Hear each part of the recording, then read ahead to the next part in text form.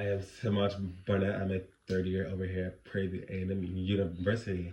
This question really stood out to me because, obviously being black, you learn a lot about his story.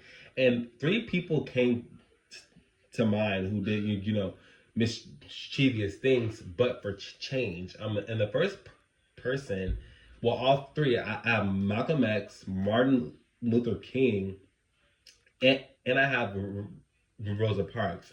Now, the first person I want to talk about is Rosa Parks because what she did at the time was illegal. Like, if a white person says move at that time, it means move. Like, it's no ifs, ands, or buts. Get up. But Rosa was tired. Rosa was like, no, I'm not moving. I just worked a long day. No. And at the time, it sparked a lot of controversy. She was called an N-word. She broke the law.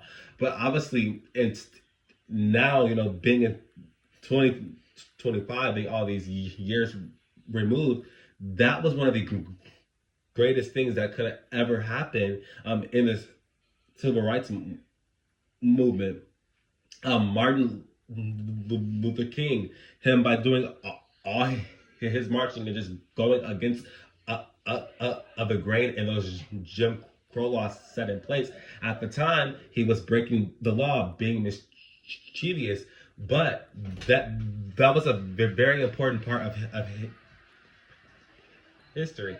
So those are times where being mischievous really turned out for social good. And Malcolm X, his way of things was violent, but it did invoke change, and that's why me as a black man and black people everywhere were able to live freely and not be despite what people think, live in a segregated world anymore. I can walk into any store, any barbershop because of the foundation that those three laid and the hard work that they put in. Even though it was mischievous, it invoked change.